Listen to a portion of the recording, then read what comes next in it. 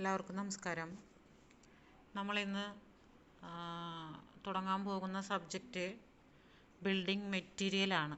നമ്മൾ കഴിഞ്ഞ ക്ലാസ്സുകളിലായിട്ട് surveying and levelling ആണ് എടുത്തുകൊണ്ടിരുന്നത്.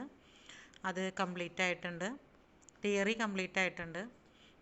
അപ്പം നമ്മളിനി സ്റ്റാർട്ട് ചെയ്യാൻ പോകുന്നത് ബിൽഡിംഗ് മെറ്റീരിയൽ എന്ന് പറയുന്ന സബ്ജക്റ്റാണ്. അതിൻ്റെ ഫസ്റ്റ് ചാപ്റ്റർ എന്ന് പറയുന്നത് സ്റ്റോൺ ആണ്. സ്റ്റോൺ ആൻഡ് റോക്ക്, ഇതാണ് നമ്മുടെ ഫസ്റ്റ് ചാപ്റ്റർ. സ്റ്റോൺ എന്ന് പറഞ്ഞു കഴിഞ്ഞാൽ നമുക്കറിയാം, നമ്മുടെ ബിൽഡിംഗ് കൺസ്ട്രക്ഷൻ വർക്കുകൾക്ക് വളരെയധികം ഇമ്പോർട്ടൻ്റ് ആയിട്ടുള്ള ഒരു മെറ്റീരിയലാണ് സ്റ്റോൺ എന്ന് പറയുന്നത്.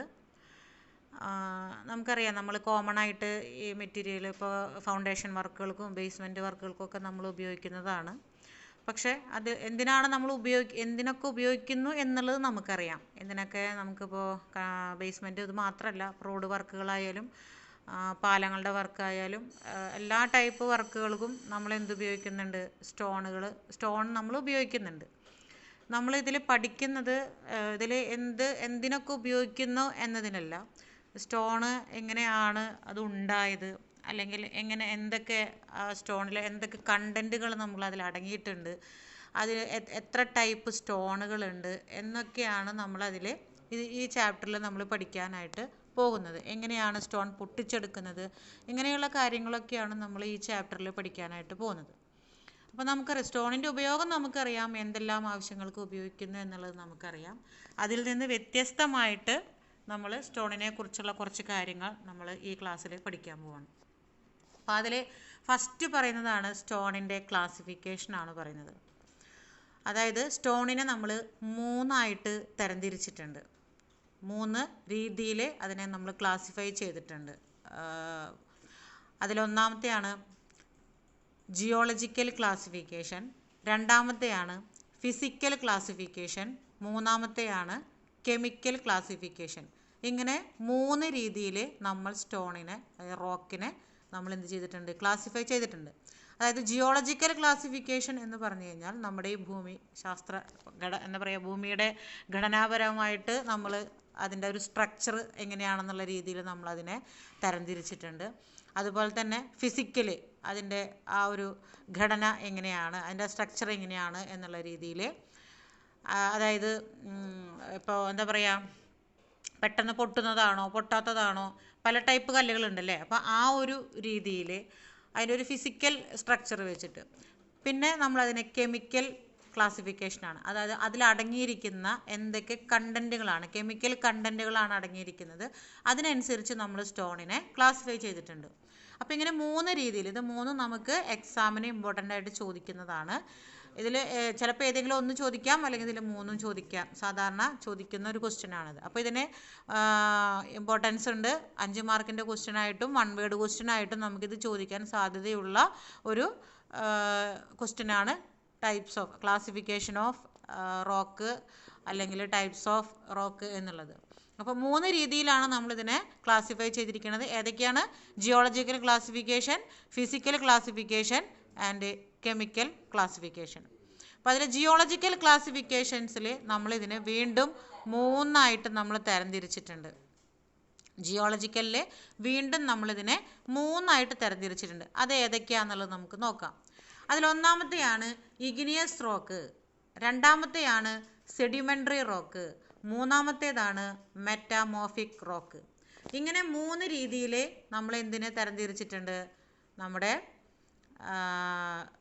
ജിയോളജിക്കൽ ക്ലാസിഫിക്കേഷൻസിൽ റോക്കിനെ 3 രീതിയിലാണ് നമ്മൾ തരംതിരിച്ചിട്ടുള്ളത്. അതിലൊന്നാമത്തെയാണ് ഇഗ്നിയസ് റോക്ക്, സെഡിമെൻ്ററി റോക്ക്, പിന്നെ മെറ്റാമോർഫിക് റോക്ക്.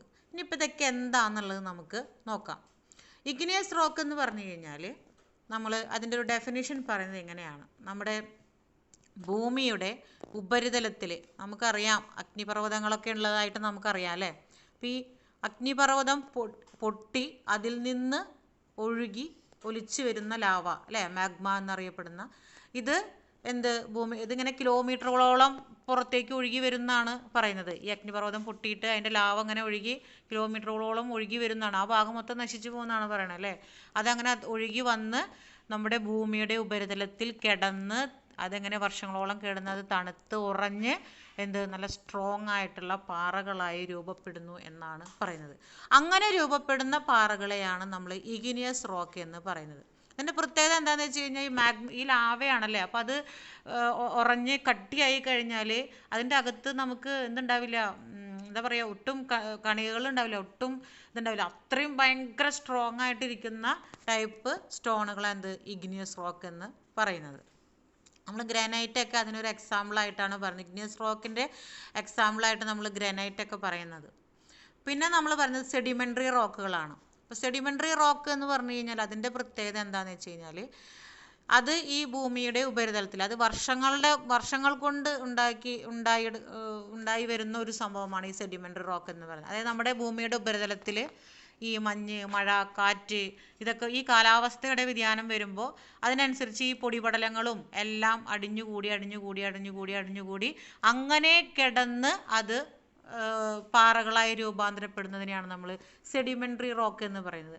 അപ്പോൾ അതിൻ്റെ പ്രത്യേകത എന്താണെന്ന് വെച്ച് കഴിഞ്ഞാൽ ഇതിങ്ങനെ അടരുകളായിട്ട് അല്ലെങ്കിൽ പാളികളായിട്ടാണ്, ഒരു ലെയറായിട്ടാണ് ഇത് സെറ്റാവുന്നത്. അപ്പോൾ അതുകൊണ്ട് തന്നെ ഇതിനെ നമ്മളിത് പൊട്ടിച്ചെടുക്കുന്ന സമയത്ത്, സെഡിമെൻ്ററി റോക്കുകൾ പൊട്ടിച്ചെടുക്കുന്ന സമയത്ത് ലെയറുകളായിട്ടാണ് നമുക്കിത് ഇങ്ങനെ കട്ട് ചെയ്തെടുക്കുമ്പോൾ ലെയറായിട്ട് കിട്ടും, പാളികളായിട്ട് നമുക്ക് പൊട്ടിച്ചെടുക്കാൻ പറ്റും. അപ്പോൾ ഇത് ഈ സെഡിമെൻ്ററി റോക്ക് എന്ന് പറയുന്നത് അപ്പോൾ കൂടുതൽ അതിന് ലൈം സ്റ്റോണൊക്കെയാണ് അതിന് എക്സാമ്പിളായിട്ട് പറയുന്നത്. അപ്പോൾ അതുകൊണ്ട് തന്നെ നമുക്ക് അതിന് അത്രയും അങ്ങോട്ട് ഒരു സ്ട്രെങ്ത്ത് നമുക്ക് പറയാനായിട്ട് പറ്റില്ല. അപ്പോൾ സെഡിമെൻ്ററി റോക്ക്, ഇഗ്നിയസ് റോക്ക്. മൂന്നാമത് പറയുന്നതാണ് മെറ്റാമോർഫിക് റോക്ക്. ഈ മെറ്റാമോർഫിക് റോക്ക് എന്ന് പറഞ്ഞു കഴിഞ്ഞാൽ ഈ രണ്ട് റോക്കുകളും തന്നെയാണ് നമ്മൾ മെയിനായിട്ട് ഉദ്ദേശിക്കുന്നത്. അതായത് ഇഗ്നിയസ് റോക്കും സെഡിമെൻ്ററി റോക്കുകളും തന്നെയാണ് മെറ്റാമോർഫിക് റോക്കുകളും. പക്ഷേ അതിനെ മെറ്റാമോർഫിക് റോക്കിലേക്ക് വ്യത്യസ്തമാക്കുന്നത്, അതിലേക്ക് കൺവേർട്ട് ചെയ്യണത് എന്താണെന്ന് വെച്ച് കഴിഞ്ഞാൽ നമ്മുടെ ഈ കാലാവസ്ഥയിൽ പലതരത്തിലുള്ള മാറ്റങ്ങൾ വരും. അപ്പോൾ ഇത് ചൂടൊക്കെ കൂടും അല്ലേ, ഭയങ്കര ഹെവി ആയിട്ടുള്ള ചൂട് കാര്യങ്ങളൊക്കെ വരുമ്പോൾ ഈ കാലാവസ്ഥയുടെ തന്നെ വ്യതിയാനം അനുസരിച്ചിട്ട് ഈ ടെമ്പറേച്ചർ കൂടുന്ന സമയത്ത് നമ്മുടെ റോക്കുകൾക്ക് അതിൻ്റെ അകത്ത് ഉള്ള കെമിക്കൽസിന് ഒരു രാസപ്രവർത്തനം നടന്ന് ആ റോക്കുകൾക്ക് കളർ ചേഞ്ച് വരികയാണ്. അപ്പോൾ ഇങ്ങനെ കളർ ചേഞ്ച് വരുന്ന ആ റോക്കുകളെയാണ് നമ്മൾ എന്തെന്ന് പറയുന്നത്, മെറ്റാമോർഫിക് റോക്കുകളായിട്ട് നമ്മൾ പറയുന്നത്. അപ്പോൾ മെറ്റാമോർഫിക് റോക്കുകൾക്ക് ഒരു എക്സാമ്പിളായിട്ട് നമ്മൾ പറയുന്നത് മാർബിളൊക്കെയാണ് നമ്മൾ എക്സാമ്പിളായിട്ട് നമ്മൾ പറയുന്നത്. അപ്പോൾ ഇങ്ങനെ 3 രീതിയിലാണ് നമ്മൾ ജിയോളജിക്കൽ ക്ലാസിഫിക്കേഷൻ. അത് പേര് പറഞ്ഞപ്പോൾ തന്നെ നിങ്ങൾക്ക് മനസ്സിലായിട്ടുണ്ടാവും നമ്മുടെ ഭൂമിയുടെ ഉപരിതലത്തിൽ അതെങ്ങനെയാണ് അത് രൂപാന്തരപ്പെട്ടു വരുന്നത് എന്നുള്ളതാണ് നമ്മൾ ഈ ക്ലാസിഫിക്കേഷൻസിൽ നമ്മൾ പറയുന്നത്. അപ്പോൾ ഒന്നുകൂടെ പറയാം, 3 ക്ലാസിഫിക്കേഷൻസ് ആണ് ജിയോളജിക്കൽ ക്ലാസിഫിക്കേഷനിൽ വരുന്നത്. Igneous rock, sedimentary rock, metamorphic rock. Igneous എന്ന് പറഞ്ഞു കഴിഞ്ഞാൽ നമ്മുടെ ലാവ തണുത്ത് ഉറഞ്ഞ് ഉണ്ടാകുന്നതാണ് ഇഗ്നിയസ് റോക്ക്. അതുപോലെ തന്നെ സെഡിമെൻ്ററി റോക്ക് എന്ന് പറഞ്ഞാൽ അതിങ്ങനെ പാളികളായിട്ടാണ് വരുന്നത്. അത് നമ്മുടെ അന്തരീക്ഷത്തിലെ കാലാവസ്ഥയുടെ വ്യതിയാനം മാറുന്നതിനനുസരിച്ചിട്ട് അതിലെ പൊടിപടലങ്ങളൊക്കെ അടിഞ്ഞുകൂടി ലെയറായിട്ടാണ് ഈ പാറകൾ രൂപാന്തരപ്പെടുന്നതെന്ന് പറഞ്ഞു. പിന്നെ നമ്മൾ പറഞ്ഞു മെറ്റാമോർഫിക്, ഇത് രണ്ടും മെറ്റാമോർഫിക് റോക്കുകളാണ്. പക്ഷെ ഇത് ചൂട് കൂടുമ്പോൾ ടെമ്പറേച്ചറൊക്കെ കൂടുന്നതിനനുസരിച്ചിട്ട് ഇതിലെ കെമിക്കൽ എന്താ പറയുക രാസപ്രവർത്തനങ്ങളൊക്കെ നടന്ന് ഇതിലെ പാറകൾക്ക് കളർ ചേഞ്ച് വരുന്നു. അപ്പോൾ ഈ കളർ ചേഞ്ച് വരുന്നുണ്ടാകുന്ന റോക്കുകളെയാണ് നമ്മൾ എന്ത് പറയുന്നത്, മെറ്റാമോർഫിക് റോക്കുകൾ എന്ന് നമ്മൾ പറയുന്നത്. അപ്പോൾ ഇതാണ് ജിയോളജിക്കൽ ക്ലാസിഫിക്കേഷൻ. ഇനി നമ്മൾ പറയണത് എന്താണ്, ഫിസിക്കൽ ക്ലാസിഫിക്കേഷൻ ആണ് പറയുന്നത്. ഫിസിക്കൽ ക്ലാസിഫിക്കേഷൻ എന്ന് പറഞ്ഞു കഴിഞ്ഞാൽ അതിൽ നമ്മൾ ഇതുപോലെ തന്നെ 3ആയിട്ട് തരംതിരിച്ചിട്ടുണ്ട്. അതിൽ ഒന്നാമത്തെയാണ് സ്ട്രാറ്റിഫൈഡ് റോക്സ്, അൺസ്ട്രാറ്റിഫൈഡ് റോക്ക്, അതുപോലെ തന്നെ ഫോളിയേറ്റഡ് റോക്ക്. ഇങ്ങനെ 3 രീതിയിൽ നമ്മൾ എന്തിനെ തരംതിരിച്ചിട്ടുണ്ട് ഫിസിക്കൽ ക്ലാസിഫിക്കേഷനിൽ. അപ്പോൾ ഞാൻ നേരത്തെ പറഞ്ഞിരുന്നു, ആ ഒരു ഫിസിക്കൽ സ്ട്രക്ചർ അതിൻ്റെ ഒരു കണ്ടീഷൻസ് വെച്ചിട്ടാണ് നമ്മൾ അതിനെ തരംതിരിക്കുന്നത്. അതായത് നമ്മൾ നേരത്തെ പഠിച്ച ഈ ഇഗ്നിയസ് റോക്കും സെഡിമെൻ്ററി റോക്കും മെറ്റാമോർഫിക് റോക്കും തന്നെയാണ് ഈ ഫിസിക്കൽ റോക്കിൽ നമ്മൾ പറഞ്ഞിട്ടുള്ള സ്ട്രാറ്റിഫൈഡ്, അൺസ്ട്രാറ്റിഫൈഡ്, ഫോളിയേറ്റഡ് എന്ന് പറയുന്ന 3 റോക്കുകൾ. അതിലെ സ്ട്രാറ്റിഫൈഡ് എന്ന് പറഞ്ഞു കഴിഞ്ഞാൽ അതെന്താണ്, പൊട്ടുന്ന ടൈപ്പ് റോക്കുകളാണ്. അത് പെട്ടെന്ന് പൊട്ടും നമ്മൾ ഇതാക്കുന്ന സമയത്ത്. അപ്പോൾ അത്തരം റോക്കുകളെയാണ് നമ്മൾ എന്ത് സ്ട്രാറ്റിഫൈഡ് എന്ന് പറയുന്നത്. അപ്പോൾ നമുക്കതിൽ നേരത്തെ ഏത് ക്ലാസിഫിക്കേഷനുമായിട്ട് ഏത് റോക്കുമായിട്ട് നമുക്കിതിനെ കമ്പയർ ചെയ്യാം? സെഡിമെൻ്ററി റോക്കുകളുമായിട്ട് നമുക്ക് സ്ട്രാറ്റിഫൈഡ് റോക്കിനെ നമുക്ക് കമ്പയർ ചെയ്യാം അല്ലേ. അപ്പോൾ സ്ട്രാറ്റിഫൈഡ് റോക്ക് എന്ന് പറഞ്ഞാൽ അതെല്ലാം എന്താണ്, സെഡിമെൻ്ററി റോക്കുകളാണ് എന്ന് നമുക്ക് പറയാം. അങ്ങനെയാണെങ്കിൽ അൺസ്ട്രാറ്റിഫൈഡ് നമുക്കറിയാം പൊട്ടതാണ് അല്ലേ, അത് പെട്ടെന്ന് പൊട്ടുന്ന റോക്കുകളല്ല. അപ്പോൾ അതുകൊണ്ട് തന്നെ നമുക്ക് അൺസ്ട്രാറ്റിഫൈഡ് റോക്കുകളെ നമുക്ക് എന്ത് പറയാം, ഇഗ്നിയസ് റോക്കുകളായിട്ട് നമുക്ക് പറയാവുന്നതാണ്. പിന്നെ പറഞ്ഞത് ഫോളിയേറ്റഡ്. ഫോളിയേറ്റഡ് എന്ന് പറഞ്ഞു കഴിഞ്ഞാൽ ഇതുപോലെ തന്നെ അതിൽ രൂപമാറ്റം സംഭവിക്കുന്നത് കൊണ്ടാണ് നമ്മൾ അതിനെ ഫോളിയേറ്റഡ് എന്ന് പറയുന്നത്. മെറ്റാമോർഫിക് റോക്കുകളൊക്കെ തന്നെ നമുക്ക് എന്താണ്, ഫോളിയേറ്റഡ് റോക്കുകളായിട്ട് നമുക്ക് പറയാം. അപ്പോൾ അതിൻ്റെ ആ ഒരു ഫിസിക്കൽ അതിൻ്റെ ഒരു കണ്ടീഷൻ എങ്ങനെയാണെന്ന് വെച്ചിട്ടാണ് നമ്മൾ ഫിസിക്കൽ ക്ലാസിഫിക്കേഷൻസിൽ പറയുന്നത്. പേരുകളും അതിൻ്റെ ആ ഒരു ഇത് മാറുന്നതേ ഉള്ളൂ, സെയിം റോക്കുകൾ തന്നെയാണ് നമുക്കിതിലും വരുന്നത്. പിന്നെ പറയുന്നത് എന്താണ്, കെമിക്കൽ ക്ലാസിഫിക്കേഷനാണ് നമ്മളോട് പറയുന്നത്. കെമിക്കൽ ക്ലാസിഫിക്കേഷൻസിൽ നമുക്ക് ഇതുപോലെ തന്നെ 3 തന്നെ തരംതിരിച്ചിട്ടുണ്ട്.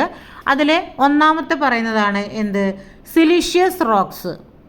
രണ്ടാമത് പറയണതാണ് എന്ത്, അർജിലീസിയസ് റോക്സ്. മൂന്നാമത് പറയണതാണ് കാൽക്കറിയസ് റോക്സ്. ഇങ്ങനെ 3 രീതിയിൽ നമ്മൾ കെമിക്കൽ ക്ലാസിഫിക്കേഷൻ ചെയ്തിട്ടുണ്ട്.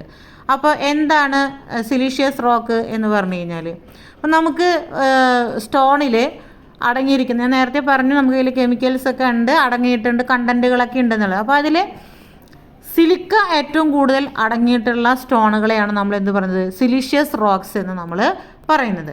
അതുപോലെ തന്നെ അർജിൽ ഏറ്റവും കൂടുതൽ അടങ്ങിയിട്ടുള്ള സ്റ്റോണുകളെയാണ് നമ്മൾ അർജിലീസിയസ് റോക്സ് എന്ന് പറയുന്നത്. അപ്പോൾ അർജിൽ എന്താണെന്ന് ചോദിച്ചു കഴിഞ്ഞാൽ ക്ലേ ആണ് അർജിൽ എന്ന് പറഞ്ഞു കഴിഞ്ഞാൽ. അപ്പോൾ ക്ലേയുടെ കണ്ടൻറ്റ് കൂടുതലുള്ള സ്റ്റോണുകളെ നമ്മൾ എന്തെന്ന് പറയുന്നു, അർജിലീസിയസ് റോക്സ് എന്ന് നമ്മൾ പറയുന്നു. അടുത്തതാണ് കാൽക്കറിയസ് റോക്സ്. കാൽക്കറിയസ് എന്ന് പറഞ്ഞു കഴിഞ്ഞാൽ കാൽസ്യം കാർബണേറ്റ് അടങ്ങിയിട്ടുള്ള റോക്കുകളെയാണ് നമ്മൾ എന്ത് പറയുന്നത്, കാൽക്കറിയസ് റോക്സ് ആയിട്ട് നമ്മൾ പറയുന്നത്. അപ്പോൾ കാൽക്കറിയസ് റോക്സിൽ ഏറ്റവും കൂടുതൽ അടങ്ങിയിട്ടുള്ള കണ്ടൻറ്റ് എന്ന് പറയുന്നത് എന്തായിരിക്കും, കാൽസ്യം കാർബണേറ്റ് ആയിരിക്കും. അപ്പോൾ ഇങ്ങനെ 3 രീതിയിലാണ് നമ്മൾ ഇതിനെ ക്ലാസിഫൈ ചെയ്തിരിക്കുന്നത്, ജിയോളജിക്കൽ, ഫിസിക്കൽ, കെമിക്കൽ. അപ്പോൾ നിങ്ങൾക്ക് ഏകദേശം ഒരു ഐഡിയ കിട്ടിയിട്ടുണ്ടായിരിക്കും എങ്ങനെയാണ് ഇതിൻ്റെ ഒരു സ്ട്രക്ചർ വരുന്നത് എന്നുള്ളത്. ഓക്കെ,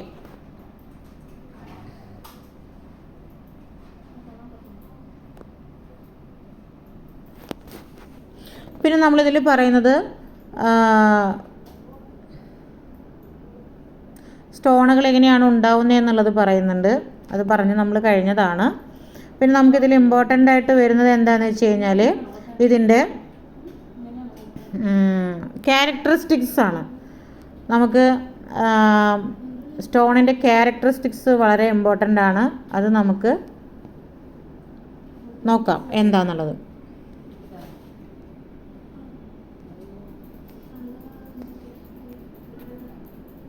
നമസ്കാരം. ഇന്ന് നമ്മൾ പറയാൻ പോകുന്ന topic qualities of building stone ആണ്. നല്ല ഒരു ബിൽഡിംഗ് സ്റ്റോണിന് ഉണ്ടായിരിക്കേണ്ട ക്വാളിറ്റീസ് എന്തൊക്കെയാണെന്നാണ് പറയുന്നത്. അതിൽ ഇപ്പോൾ ഈ ക്വാളിറ്റീസ് എന്നുള്ളിടത്ത് നമുക്ക് ക്യാരക്ടറിസ്റ്റിക്സ് എന്ന് ചോദിക്കാം, അഡ്വാൻറ്റേജ് എന്ന് ചോദിക്കാം. അപ്പോൾ അതൊക്കെ ചോദിച്ചു കഴിഞ്ഞാൽ ഈ ഒരു ഉത്തരം തന്നെ എഴുതിയാൽ മതി. അതിൽ നമുക്കിതിൽ ഒരു 14 പോയിൻറ്റോളം നമുക്കിതിൽ പറയുന്നുണ്ട് ക്യാരക്ടറിസ്റ്റിക്സ്. അതിൽ നിങ്ങളൊരു 10 പോയിൻറ്റുകൾ നിങ്ങൾ പഠിച്ചു വെക്കണം. കാരണം ഇത് 5 മാർക്കിൻ്റെ ക്വസ്റ്റ്യനായിട്ടാണിത് ചോദിക്കാറ്. അപ്പോൾ നിങ്ങൾക്കത് ആൻസർ എഴുതാൻ വേണ്ടി നിങ്ങളൊരു 10 പോയിൻറ്റെങ്കിലും പഠിച്ചു വെച്ചാലാണ് നിങ്ങൾക്ക് ഒരു 5 പോയിൻറ്റെങ്കിലും എഴുതാനായിട്ട് സാധിക്കുള്ളൂ. അപ്പോൾ അതിൽ ഒന്നാമത്തെ പോയിൻ്റ് പറയുന്നതാണ് ക്രഷിംഗ് സ്ട്രെങ്ത്ത്. രണ്ടാമത്തെ പോയിൻ്റാണ് അപ്പിയറൻസ്. മൂന്നാമത്തെ പോയിൻ്റാണ് ഡ്യൂറബിലിറ്റി. നാലാമത്തെ പോയിൻ്റാണ് ഡ്രസ്സിങ്. അഞ്ചാമത്തെ പോയിൻ്റ് ഫ്രാക്ചർ. ആറാമത്തെ പോയിൻ്റ് ഹാർഡ്നെസ്.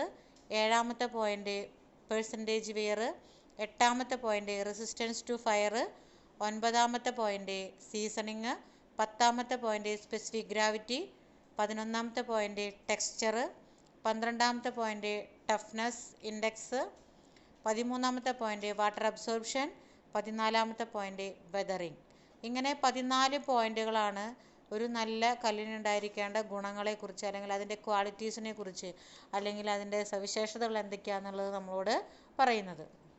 അപ്പോൾ അതിൽ ഒന്നാമത് പറയുന്നതാണ് ക്രഷിംഗ് സ്ട്രെങ്ത്. ഈ ക്രഷിംഗ് സ്ട്രെങ്ത് നല്ല ഇനം കല്ലുകളുടെ ക്രഷിംഗ് സ്ട്രെങ്ത് എന്ന് പറയുന്നത് 100 ന്യൂട്ടൺ പെർ mm² ആണ് പറയുന്നത്. അപ്പോൾ നമ്മളിത് സ്റ്റോണ് ക്രഷ് ചെയ്യുന്ന സമയത്ത് ഉണ്ടാകുന്ന അതിൻ്റെ സ്ട്രെങ്ത്താണ്, അതായത് എത്ര സ്ട്രെങ്ത്തിലാണ് ആ സ്റ്റോണ് ക്രഷായിട്ട് പോകുന്നത്, ആ ഒരു ഇതാണ് നമ്മൾ ഈ ക്രഷിംഗ് സ്ട്രെങ്ത് എടുക്കുന്ന സമയത്ത് ആ മെഷീനിൽ നമ്മൾ എടുക്കുന്ന റീഡിങ്. അത് ന്യൂട്ടണിലാണ് നമ്മൾ റീഡിങ് എടുക്കുന്നത്. അപ്പോൾ ഒരു കല്ലിൻ്റെ ക്രഷിംഗ് സ്ട്രെങ്ത് എന്ന് പറയുന്നത് എത്രയാണ് പറയുന്നത്? 100 ന്യൂട്ടൺ പെർ mm² ആണ് പറയുന്നത്. അതുപോലെ തന്നെ താഴെ കുറച്ച് കല്ലുകളുടെ എന്താ പറയുക, ഈ ക്രഷിംഗ് സ്ട്രെങ്ത് താഴെ കൊടുത്തിട്ടുണ്ട്, അത് നിങ്ങളൊന്ന് വായിച്ച് നോക്കുക. രണ്ടാമത്തെ പോയിന്റ് പറയുന്നതാണ് അപ്പിയറൻസ് എന്ന് പറയുന്നത്. അപ്പിയറൻസ് എന്ന് പറഞ്ഞാൽ നമുക്കറിയാം ആകർഷത്വം, അല്ലേ? നമുക്ക് ആകർഷത്വം എന്ന് പറയുന്നത് കാണാനുള്ളൊരു ഭംഗി കാര്യങ്ങളൊക്കെ ഉണ്ടാവണം എന്നുള്ളതാണ്. അപ്പം നമ്മളൊരു ഫേസ് വർക്കിനൊക്കെ ഉപയോഗിക്കുന്ന കല്ലുകൾക്ക് നമ്മൾ എന്നാൽ കാണാനൊരു അപ്പിയറൻസ് ഉണ്ടായിരിക്കണം എന്നാണ് പറയുന്നത്. അതായത് കളറ്, അതുപോലെ തന്നെ അതിൻ്റെ ഷേപ്പ് ഒക്കെ കുറച്ച് നന്നായിരിക്കണം എന്നാണ് പറയുന്നത്. അതായത് ഫേസ് വർക്കിലുള്ള വർക്കുകൾ നമ്മൾ ചെയ്യുന്ന സമയത്ത്. അപ്പോൾ അതിനനുസരിച്ച് നമ്മൾ കല്ലുകൾ തിരഞ്ഞെടുക്കുമ്പോൾ നല്ല കല്ലുകൾ, നല്ല നിറമുള്ള കല്ലുകൾ തിരഞ്ഞെടുക്കണം. ഇപ്പോൾ കുറേ കാലം ഇങ്ങനെ കിടന്ന് കുറേ ഡാർക്ക് കളറായിട്ടുള്ള കല്ലുകളെക്കാളും നമുക്ക് ലൈറ്റ് കളറായിട്ടുള്ള കല്ലുകളാണ് നമുക്ക് ഫേസ് വർക്കിന് ഉപയോഗിക്കുന്നത് നല്ലതായിട്ടാണ് പറയുന്നത്. അപ്പോൾ കുറേ കാലം അങ്ങനെ കിടക്കുമ്പോൾ അത് കാലാവസ്ഥയിൽ ഇങ്ങനെ കിടന്ന് മഴയും മഞ്ഞും ഇതൊക്കെ ഇങ്ങനെ കൊണ്ട് വെയിലും ഒക്കെ കൊണ്ട് അതിൻ്റെ സ്ട്രെങ്ത്ത് കുറഞ്ഞിട്ടുണ്ടായിരിക്കും. അപ്പോൾ അതുകൊണ്ട് തന്നെ നമ്മൾ നല്ല കല്ലുകൾ വേണം എന്തിനുപയോഗിക്കാൻ? ഫേസ് വർക്കിന് വേണ്ടിയിട്ട് നമ്മൾ ഉപയോഗിക്കാനായിട്ട്. പിന്നെ മൂന്നാമത്തെ പോയിൻ്റാണ് ഡ്യൂറബിലിറ്റി എന്ന് പറയുന്നത്. ഡ്യൂറബിലിറ്റി എന്ന് പറഞ്ഞു കഴിഞ്ഞാൽ കൂടുതൽ കാലം നിലനിൽക്കാനുള്ള കഴിവിനെയാണ് നമ്മൾ ഡ്യൂറബിലിറ്റി എന്ന് പറയുന്നത്. അപ്പം നല്ലൊരു ബിൽഡിംഗ് സ്റ്റോൺ എന്ന് പറഞ്ഞു കഴിഞ്ഞാൽ അതിന് കൂടുതൽ കാലം നിലനിൽക്കാനുള്ള കഴിവ് ഉണ്ടായിരിക്കണം എന്നാണ് പറയുന്നത്. അപ്പോൾ ഇത് ഡ്യൂറബിലിറ്റിയെ ബാധിക്കുന്ന ഘടകങ്ങൾ എന്ന് പറയുന്നത് തന്നെയാണ് നമ്മുടെ കാലാവസ്ഥ തന്നെയാണ്. കാലാവസ്ഥയിൽ മാറി വരുന്ന നമ്മുടെ കാലാവസ്ഥയിൽ ഈ കല്ല് ഓപ്പണായിട്ട് കിടക്കുമ്പോൾ ഉണ്ടാകുന്ന ആ ഒരു ഇത് തന്നെയാണ് ഈ ഡ്യൂറബിലിറ്റിയെ ബാധിക്കുന്നത്. അതിന് കാരണങ്ങൾ പറഞ്ഞതാണ് അന്തരീക്ഷ താപനിലയിൽ ഉണ്ടാകുന്ന വ്യത്യാസങ്ങൾ, മഴയും വെയിലും നമ്മൾ അങ്ങനെ എന്താ പറയുക ഇടവിട്ടിട്ട് അത് കൊള്ളുമ്പോൾ, അതുപോലെ തന്നെ മഴവെള്ളത്തിൽ അടങ്ങിയിരിക്കുന്ന രാസപദാർത്ഥങ്ങൾ, അതുപോലെ തന്നെ കല്ലുകൾക്കിടയിൽ വളരുന്ന മരങ്ങൾ, പിന്നെന്താണ് അതിവേഗതയിലുള്ള കാറ്റ്, ഇതൊക്കെ തന്നെയാണ് നമ്മുടെ കല്ലിൻ്റെ ഡ്യൂറബിലിറ്റിയെ ഇല്ലാതാക്കുന്നത്. അപ്പോൾ 3 പോയിന്റ് നമ്മളിപ്പോൾ പറഞ്ഞത് ക്രഷിംഗ് സ്ട്രെങ്ത്, അതുപോലെ തന്നെ രണ്ടാമത്തെ പോയിന്റ് അപ്പിയറൻസ് ആയിരുന്നു, മൂന്നാമത്തെ പോയിന്റ് ഡ്യൂറബിലിറ്റി, നാലാമത്തെ പോയിൻ്റാണ് ഡ്രസ്സിങ്. സ്റ്റോണിനെ ഡ്രസ്സ് ചെയ്യുക എന്ന് പറഞ്ഞു കഴിഞ്ഞാൽ നമ്മളതിനെ നല്ലൊരു സൈസിൽ ഷേപ്പിലേക്ക് ആക്കി മാറ്റുക എന്നുള്ളതാണ്. ഇപ്പം നമ്മൾ പാറ പൊട്ടിച്ചെടുക്കുന്ന സ്റ്റോൺ എന്ന് പറയുന്നത് നമുക്കൊരു കറക്റ്റ് ഷേപ്പിലായിരിക്കണം എന്നില്ല കിട്ടണത്.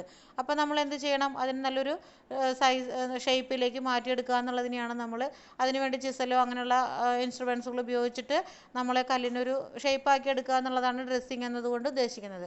അപ്പോൾ ഡ്രസ്സിങ് നമുക്ക് കുറച്ച് ചിലവുള്ള പരിപാടിയാണ്, അത് ഷേപ്പാക്കി എടുക്കുക എന്നുള്ളത്. അപ്പോൾ ഡ്രസ്സിങ് എന്ന് പറഞ്ഞു കഴിഞ്ഞാൽ ഇതാണ് നമ്മൾ കല്ലിനെ ഒരു നല്ലൊരു ഷേപ്പിലേക്ക് ആക്കി എടുക്കുക എന്നുള്ളതാണ്. പിന്നെ ഫ്രാക്ചറാണ് പറയുന്നത്. വളരെ കൃത്യമായിട്ട് തെളിഞ്ഞ തരികളോടെ പൊട്ടുന്ന കല്ലുകളെ കെട്ടിട നിർമ്മാണത്തിന് നല്ലതാണെന്ന് പറയുന്നത്. അപ്പോൾ ഫ്രാക്ചർ അത് പൊട്ടുന്ന സമയത്ത് നല്ല തെളിഞ്ഞിട്ടുള്ള തരികളോട് കൂടിയിട്ടാണ് അത് പൊട്ടുന്നതെങ്കിൽ അത്തരം കല്ലുകൾ എന്തിനും നല്ലതാണെന്ന് പറയുന്നു? നമ്മുടെ ബിൽഡിംഗ് കൺസ്ട്രക്ഷൻ വർക്കുകൾക്ക് നല്ലതാണെന്നാണ് പറയുന്നത്. അപ്പോൾ ഫ്രാക്ചർ എന്ന് പറഞ്ഞാൽ എല്ല് പൊട്ടുക എന്നുള്ളതാണ് നമുക്കറിയാലോ, അല്ലേ? അപ്പോൾ ആ ഒരു വേർഡിൻ്റെ അർത്ഥം വെച്ചിട്ട് നമ്മൾ ഇതൊക്കെ ഒന്ന് മനസ്സിലാക്കിയിട്ട് പഠിച്ചാൽ മതി. പിന്നെ പറയുന്നതാണ് ഹാർഡ്നെസ് എന്ന് പറയുന്നത്. ഹാർഡ്നെസ് എന്ന് പറഞ്ഞു കഴിഞ്ഞാൽ എന്താ പറയുന്നത്? റോഡ് പണിക്ക് ഉപയോഗിക്കുന്ന കല്ലിൻ്റെ കോഎഫിഷ്യൻ്റ് ഓഫ് ഹാർഡ്നെസ് എത്രയ്ക്ക് മുകളിലായിരിക്കണം? 17 മുകളിലായിരിക്കണം എന്നാണ് പറയുന്നത്. അതിൻ്റെ കോഎഫിഷ്യൻ്റ് ഓഫ് ഹാർഡ്നെസ് എത്രയായിരിക്കണം എന്നാണ് പറയണത്? 17 മുകളിലായിരിക്കണം എന്നാണ് പറയണത്. അത് 17-നും അതുപോലെ തന്നെ 14-നും 17-നും ഇടയിലാണെങ്കിൽ അവയെ മീഡിയം ഹാർഡ്നെസ് എന്നും, അതുപോലെ തന്നെ 14-ൽ താഴെയുള്ളവയാണെങ്കിൽ നമ്മളതിനെ പുവർ ഹാർഡ്നെസ് എന്നാണ് നമ്മൾ പറയപ്പെടുന്നത്. ഇങ്ങനെയുള്ള കല്ലുകൾ നമ്മൾ റോഡ് പണിക്ക് ഉപയോഗിക്കില്ല. 14-നും താഴെയുള്ള കോഎഫിഷ്യൻ്റ് അതിൻ്റെ ഹാർഡ്നെസ് ഉള്ള കല്ലുകളാണെന്നുണ്ടെങ്കിൽ നമ്മളത് എന്തിനും ഉപയോഗിക്കില്ല, റോഡ് പണികൾക്കൊന്നും ഉപയോഗിക്കുന്നില്ല എന്നാണ് പറയുന്നത്. പിന്നെ കാണാണ് പെർസെൻറ്റേജ് വെയർ. പെർസെൻറ്റേജ് വിയർ എന്ന് പറഞ്ഞു കഴിഞ്ഞാൽ നമ്മൾ ഈ തേയ്മാനം ടെസ്റ്റ് ചെയ്യുന്ന ഒരു ടെസ്റ്റാണ് അട്രീഷൻ ടെസ്റ്റ് എന്ന് പറയും. അത് നമ്മൾ തേയ്മാനം ഉണ്ടോ എന്നുള്ളത് ടെസ്റ്റ് ചെയ്യാൻ വേണ്ടി നടത്തുന്ന ടെസ്റ്റാണ്. അപ്പോൾ ഇത് ടെസ്റ്റ് ചെയ്യുന്ന സമയത്ത് ഒരു 3% മുകളിലാണെങ്കിൽ ഈ കല്ല് നല്ലതല്ല എന്ന് നമ്മൾ പറയും. അത് 3-3 താഴെ വന്നാലാണ് ആ കല്ല് നമുക്ക് കൺസ്ട്രക്ഷൻ വർക്കുകൾക്ക് ഉപയോഗിക്കാനായിട്ട് പറ്റുള്ളൂ.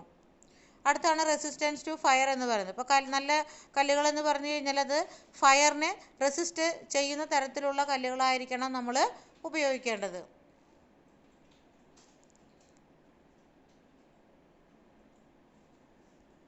അതായത് ഈ കല്ലിലെ ഘടകങ്ങളുടെ വ്യത്യസ്തമായ കോയാഫിഷ്യൻ്റ് ഓഫ് ലീനിയർ എക്സ്പാൻഷൻ, ഈ കോയാഫിഷ്യൻ്റ് ഓഫ് ലീനിയർ എക്സ്പാൻഷൻ അങ്ങനെയുള്ള കാരണങ്ങൾ കൊണ്ടാണ് ഈ കല്ലിന് നമുക്ക് തീപിടിക്കാനുള്ള ടെൻഡൻസി ഉണ്ടാകുന്നത്, അല്ലെങ്കിൽ തീപിടുത്തം ഉണ്ടാകുന്നത്.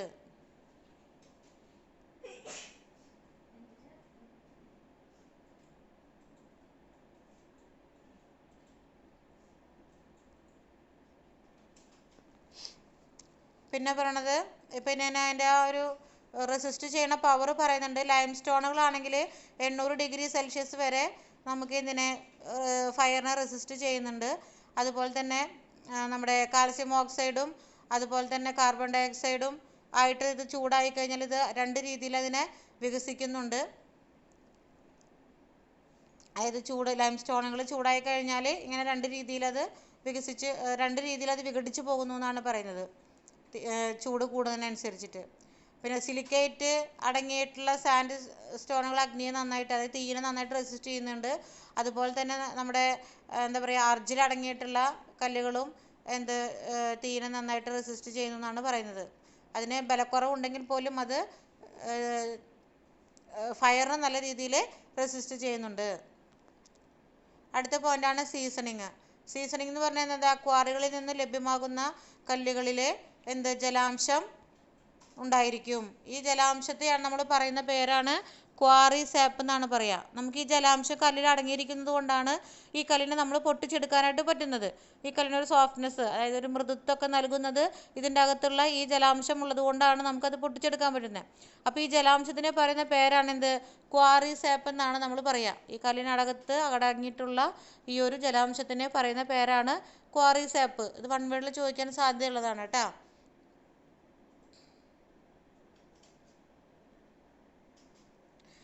അതുപോലെ തന്നെ നെക്സ്റ്റ് പറഞ്ഞതാണ് സ്പെസിഫിക് ഗ്രാവിറ്റി. അതായത് ഒരു നല്ല ഇനം കെട്ടിട നിർമ്മാണ സ്റ്റോണിൻ്റെ സ്പെസിഫിക് ഗ്രാവിറ്റി എന്ന് പറയുന്നത് 2.7 കൂടുതലായിരിക്കണം എന്നാണ് പറയുന്നത്. സ്പെസിഫിക് ഗ്രാവിറ്റി 2.7 കൂടുതലായിരിക്കണം. അപ്പോൾ ക്രഷിംഗ് സ്ട്രെങ്ത് നമ്മൾ പറഞ്ഞു 100 Nm/mm² ആയിരിക്കണം എന്ന് പറഞ്ഞു.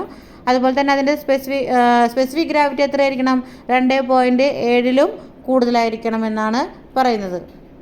അടുത്താണ് ടെക്സ്ചർ പറയുന്നത്. ടെക്സ്ചർ എന്ന് പറഞ്ഞാൽ എന്താ പറയുന്നത്? നമ്മൾ പറയില്ലേ, ഇപ്പോൾ എന്തെങ്കിലും കാണുമ്പോൾ അതിൻ്റെ ടെക്സ്ചർ കൊള്ളാം എന്ന് നമ്മൾ പറയില്ലേ. അപ്പോൾ അതുപോലെ തന്നെ ഇതിൻ്റെ ടെക്സ്ചർ എന്ന് പറയുന്നത് നേരിയതും പഴുതും കീറകളില്ലാത്തതുമായ ക്രിസ്റ്റൽ ഘടനയോട് കൂടിയ കല്ലുകൾ കെട്ടിട നിർമ്മാണത്തിന് പറ്റിയതാണെന്ന് പറയുന്നു. അതായത് ചീള് പോലെയൊക്കെ വരിക എന്നൊക്കെ നമ്മൾ പറയില്ലേ, നല്ല ക്രിസ്റ്റൽ പോലെ നല്ല ചീള് പോലെ വരുന്ന, അത് നമ്മൾ ഇഗ്നിയസ് റോക്കൊക്കെ പൊട്ടിക്കുമ്പോഴാണ് അത്തരത്തിലുള്ള ഇതായിട്ട് നമുക്ക് വരുന്നത്. അപ്പോൾ അത്തരം കല്ലുകൾ നമുക്ക് ഒരു കൺസ്ട്രക്ഷൻ വർക്കുകൾക്ക് നല്ലതാണെന്നാണ് പറയുന്നത്. പിന്നെ പറയുന്നത് ടഫ്നെസ് ആൻഡ് ഇൻഡെക്സ്. അതായത് ഇമ്പാക്റ്റ് ടെസ്റ്റ് ടഫ്നെസ് ഇൻഡെക്സിൽ 13 കുറവാണെങ്കിൽ കല്ല് കാഠിന്യമുള്ളതല്ല, 13 19 ഇടയിലുള്ളതാണെങ്കിൽ കല്ല് സ്ട്രോങ് ആയിട്ടുള്ളതാണ്.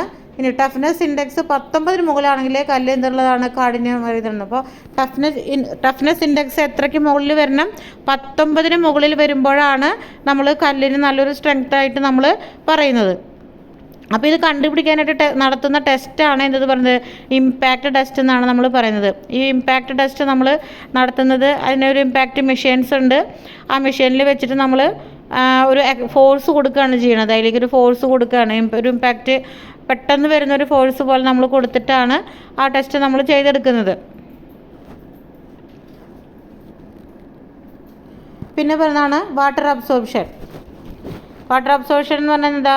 എല്ലാ തരം കല്ലുകളും ചെറു സുഷിരങ്ങൾ ഉള്ളവയായിരിക്കും. ഒരു നല്ല കല്ലിന് 24 മണിക്കൂറിൽ വാട്ടർ അബ്സോർപ്ഷൻ 24 മണിക്കൂർ നമ്മൾ വെള്ളത്തിലിട്ട് വെച്ച് കഴിഞ്ഞാൽ അതിൻ്റെ വാട്ടർ അബ്സോർപ്ഷൻ തൂക്കത്തിൻ്റെ 0.60% കൂടുതലാവാനായിട്ട് പാടില്ല. അപ്പം നമ്മളൊരു കല്ലിനെ 24 hours വെള്ളത്തിലിട്ട് കഴിഞ്ഞാൽ അത് കഴിഞ്ഞിട്ട് നമ്മളതെടുത്ത് നോക്കുമ്പോൾ അതിനാൽ ഒറിജിനൽ വെയ്റ്റിൻ്റെ 0.60ക്കാളും വെയിറ്റ് കൂടാനായിട്ട് പാടില്ല എന്നാണ് പറയുന്നത്. അടുത്ത് പറഞ്ഞാണ് വെതറിങ്. വെതറിങ് എന്ന് പറഞ്ഞാൽ എന്താണ്? കാലാവസ്ഥ എന്നല്ലേ. നല്ല ഇനം കെട്ടിട നിർമ്മാണ കല്ല് പ്രതികൂല കാലാവസ്ഥയെ, അതേതോ ആയിക്കോട്ടെ, മഴയായിക്കോട്ടെ, മഞ്ഞായിക്കോട്ടെ, കാറ്റായിക്കോട്ടെ, അതിനെ അതിജീവിക്കാനോ കഴിവുള്ളതായിരിക്കണം എന്നാണ് പറയുന്നത്. കാലാവസ്ഥയിൽ വരുന്ന വ്യത്യസ്തമായിട്ടുള്ള കാലാവസ്ഥകളുണ്ടല്ലേ, അത് ഏത് സിറ്റുവേഷൻസ് ആയാലും അതിനെ എന്ത് ചെയ്യുക, തരണം ചെയ്യാനുള്ള കഴിവ് എന്തിനുണ്ടായിരിക്കണം? നല്ലൊരു ബിൽഡിംഗ് സ്റ്റോണിന് ഉണ്ടായിരിക്കണം എന്നാണ് പറഞ്ഞത്. അപ്പോൾ ഇങ്ങനെ 14 പോയിന്റുകളാണ് നമ്മളിതിൽ പറയുന്നത്. അത് ആ പേരുകളുടെ അർത്ഥം വെച്ചിട്ട് തന്നെ നിങ്ങൾക്ക് ഇതിൻ്റെ നോട്ട് എഴുതാവുന്നതാണ്. ക്രഷിംഗ് സ്ട്രെങ്ത്, അപ്പിയറൻസ്, അതുപോലെ ഡ്യൂറബിലിറ്റി, അതുപോലെ തന്നെ dressing, fracture, hardness, percentage wear, resistance to fire, seasoning, specific gravity, texture, toughness index, water absorption, weathering. ഇങ്ങനെ 14 പോയിന്റുകളുണ്ട്. ഇതിലൊരു 10 എണ്ണമെങ്കിലും നിങ്ങൾ പഠിച്ചു വെച്ചിരിക്കണം. എന്നാലാണ് നമുക്കൊരു 5 എണ്ണമെങ്കിലും എഴുതാനായിട്ട് പറ്റുള്ളൂ. ഇത് ഇമ്പോർട്ടൻ്റ് ആയിട്ടുള്ളൊരു ക്വസ്റ്റ്യനാണ്, എക്സാമിന് ചോദിക്കാൻ സാധ്യതയുള്ള ക്വസ്റ്റ്യനാണ്. നെക്സ്റ്റ് ടോപ്പിക്കാണ് സ്റ്റോൺ ക്വാറിയിങ് ആണ് നമ്മുടെ നെക്സ്റ്റ് ടോപ്പിക്ക്. അപ്പോൾ നമ്മൾ ആദ്യം പഠിച്ചത് ക്ലാസിഫിക്കേഷൻ ഓഫ് സ്റ്റോൺ ആണ്. രണ്ടാമത് പറഞ്ഞത് ക്യാരക്ടറിസ്റ്റിക്സ് ആണ്. മൂന്നാമത് നമ്മൾ പറയുന്നതാണ് സ്റ്റോൺ ക്വാറിയിങ്. അപ്പോൾ ക്വാറിയിങ് എന്ന് പറഞ്ഞു കഴിഞ്ഞാൽ എന്താണ്? ക്വാറി എന്ന് നമ്മൾ കേട്ടിട്ടുണ്ടായിരിക്കും. നമ്മളെന്താ, പാറ പൊട്ടിച്ചെടുക്കുന്ന പാറമട അല്ലേ, കല്ല് പൊട്ടിച്ചെടുക്കുന്ന സ്ഥലത്തിനെയാണ് നമ്മൾ എന്ത് പറയുന്നത്? ക്വാറി എന്ന് നമ്മൾ പറയുന്നത്. അപ്പോൾ ക്വാറിയിങ് എന്ന് പറഞ്ഞു കഴിഞ്ഞാൽ ഈ കല്ല് പൊട്ടിച്ചെടുക്കുന്ന പ്രോസസ്സിനെയാണ് നമ്മൾ എന്തെന്ന് പറയുന്നത്? ക്വാറിയിങ് എന്ന് നമ്മൾ പറയുന്നത്. അപ്പോൾ എങ്ങനെയാണ് നമ്മൾ പാറ പൊട്ടിച്ചെടുക്കുന്നത് എന്നുള്ളതാണ് നമ്മളിതിൽ പറയുന്നത്.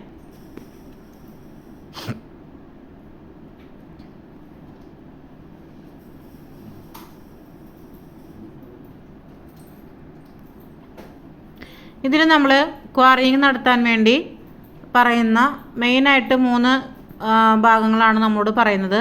ഒന്നാമത് പറഞ്ഞാണ് ഹാൻഡ് ടൂൾ ഉപയോഗിച്ചിട്ടുള്ള ക്വാറിയിങ്, ഹാൻഡ് ടൂൾസ്, ക്വാറിയിങ് വിത്ത് ഹാൻഡ് ടൂൾസ്. രണ്ടാമത് പറഞ്ഞതാണ് ക്വാറിയിങ് വിത്ത് ചാനലിംഗ് മെഷീൻ.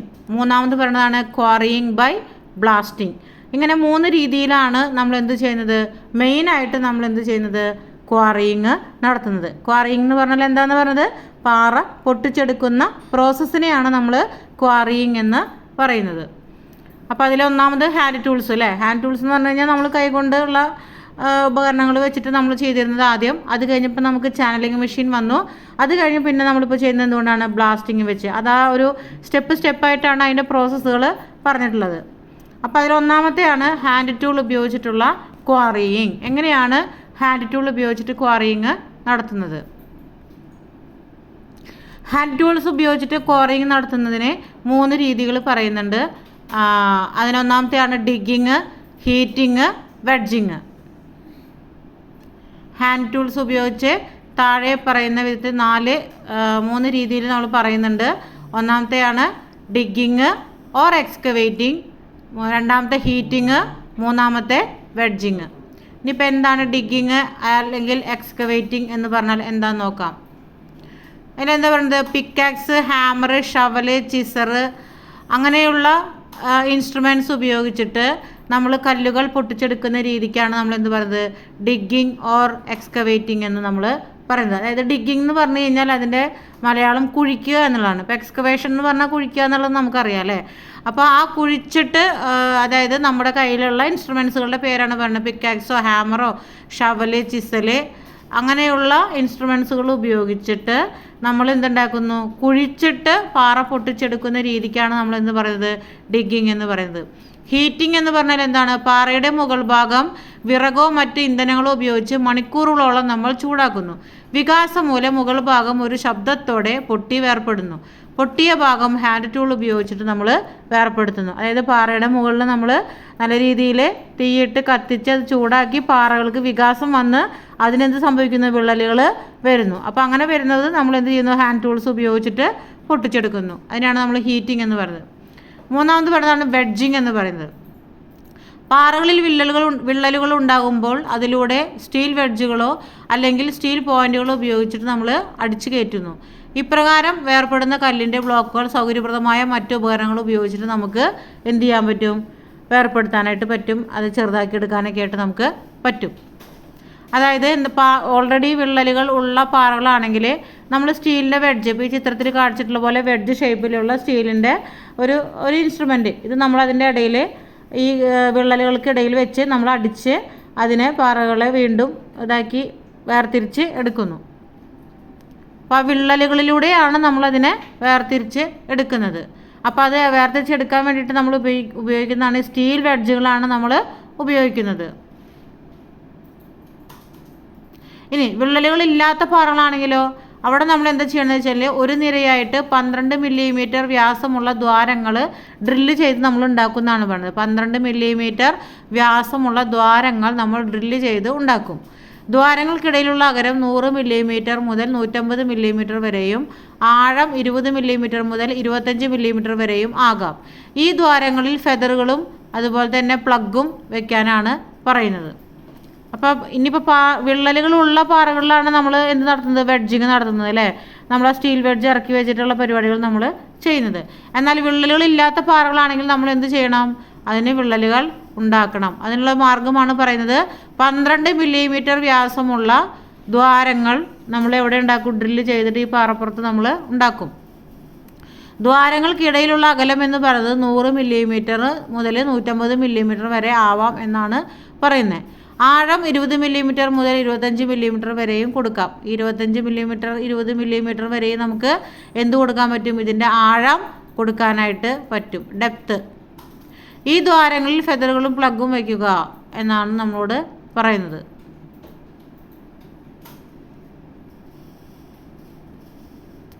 പ്ലഗ് സ്റ്റീൽ നിർമ്മിത വെഡ്ജാണ്. മുകൾ ഭാഗം അല്പം വളഞ്ഞ സ്റ്റീൽ വെഡ്ജാണ് ഫെദർ എന്ന് പറയുന്നത്. ഫെദറുകൾക്കിടയിൽ വെച്ചിട്ടുള്ള എല്ലാ പ്ലഗുകളും ഒരുമിച്ച് ഹാമർ കൊണ്ട് നമ്മൾ അടിക്കുന്നു. ദ്വാരങ്ങളുടെ നിരയിൽ ഒരു വിള്ളലുകൾ ഉണ്ടാകുന്നു. പാറകൾക്ക് ബലം കൂടുതലാണെങ്കിൽ ഡ്രില്ല് ചെയ്യാൻ ഒരു ന്യൂമാറ്റിക് ഡ്രില്ല് ഉപയോഗിക്കണം. ഉറപ്പ് കുറഞ്ഞ പാറയാണെന്നുണ്ടെങ്കിൽ മരം കൊണ്ടുള്ള വെഡ്ജ് നമുക്ക് ഉപയോഗിക്കാം. അത്ര സ്ട്രെങ്ത് അല്ലാത്ത, ഇപ്പോൾ ഇഗ്നിയസ് റോക്ക് അല്ല, സെഡിമെൻ്റ് റോക്കുകൾ പോലെയുള്ള പാറകളാണെന്നുണ്ടെങ്കിൽ നമുക്ക് അവിടെ എന്തുപയോഗിക്കാം, മരത്തിൻ്റെ വെഡ്ജുകൾ നമുക്ക് ഉപയോഗിക്കാം എന്നാണ് പറയുന്നത്.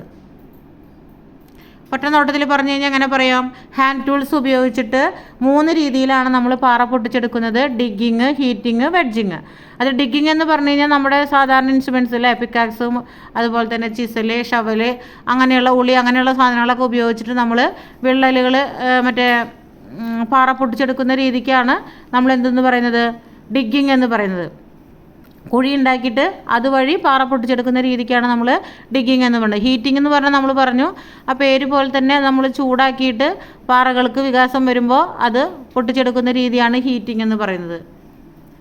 പിന്നെ പറയുന്നതാണ് വെഡ്ജിങ്. വെഡ്ജിങ് എന്നൊന്നും പറയാൻ കാരണം അതിനുപയോഗിക്കുന്ന മെറ്റീരിയലിൻ്റെ ഷേപ്പ് വെഡ്ജ് ഷേപ്പിലുള്ളതായതുകൊണ്ട് നമ്മൾ വെഡ്ജിങ് എന്ന് പറയുന്നത്. അപ്പോൾ വെഡ്ജിങ്ങിന് വേണ്ടി ഉപയോഗിക്കുന്ന മെറ്റീരിയൽ നമ്മൾ എന്ത് ചെയ്യുന്നു, വിള്ളലുകളൊക്കെ ഉള്ള പാറകളാണെങ്കിൽ അതിനിടയിൽ കൊണ്ടുവച്ച് നമ്മളതിനെ അടിച്ച് വീണ്ടും അത് വേർപ്പെടുത്തി എടുക്കുകയാണ് നമ്മൾ ചെയ്യുന്നത്. ഇനി വിള്ളലുകളില്ലാത്ത പാറകളാണെങ്കിൽ നമുക്ക് എന്ത് ചെയ്യാൻ പറ്റും എന്നാണ് പറയുന്നത്, അവിടെ നമ്മൾ 12 മില്ലിമീറ്റർ വ്യാസമുള്ള ഹോളുകൾ ഉണ്ടാക്കിയിട്ട് അതിലാണ് നമ്മൾ എന്ത് ചെയ്യേണ്ടത്, 12 മില്ലിമീറ്റർ വ്യാസമുള്ള എന്തുണ്ടാക്കുന്നു, ദ്വാരങ്ങൾ ഉണ്ടാക്കിയിട്ട് ഡ്രില്ല് ചെയ്തുണ്ടാക്കും. അതിനുശേഷം ഈ ദ്വാരങ്ങൾ തമ്മിലുള്ള അകലം എത്രയാണെന്ന് പറയുന്നത് 100 മില്ലിമീറ്റർ ആണെന്ന് പറയുന്നുണ്ട്. അതുപോലെ തന്നെ ഇതിൻ്റെ ഡെപ്ത് 20 മുതൽ 25 മില്ലിമീറ്റർ വരെയും കൊടുക്കാമെന്ന് പറയുന്നു. അങ്ങനെ നമ്മൾ എന്ത് ചെയ്യുന്നു, ഈ ദ്വാരങ്ങൾ ഉണ്ടാക്കിയെടുക്കുന്നു. ആ ദ്വാരങ്ങൾ ഉണ്ടാക്കിയെടുത്തതിന് ശേഷം അതിൽ നമുക്ക് ഇനി ഇതിൽ വേണമെന്നുണ്ടെങ്കിൽ സ്റ്റീലിൻ്റെ വെഡ്ജ് മാത്രമല്ല, അതായത് കട്ടി കുറഞ്ഞ സ്ട്രെങ്ത്ത് കുറഞ്ഞ സ്റ്റോണുകളാണെങ്കിൽ നമുക്ക് മരത്തിൻ്റെ വെഡ്ജുകളും നമുക്ക് എന്ത് ചെയ്യാം, ഇതിന് വേണ്ടിയിട്ട് ഉപയോഗിക്കാവുന്നതാണ്.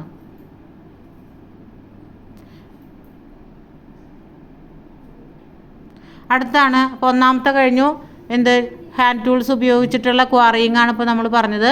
രണ്ടാമത് പറയുന്നതാണ് ചാനലിംഗ് മെഷീൻ ഉപയോഗിച്ചിട്ടുള്ള ക്വാറിയിങ്. വൈദ്യുതി കംപ്രസ് ചെയ്ത വായു അല്ലെങ്കിൽ നീരാവി ഉപയോഗിച്ചിട്ടാണ് ചാനലിംഗ് മെഷീൻ നമ്മൾ പ്രവർത്തിപ്പിക്കുന്നത്.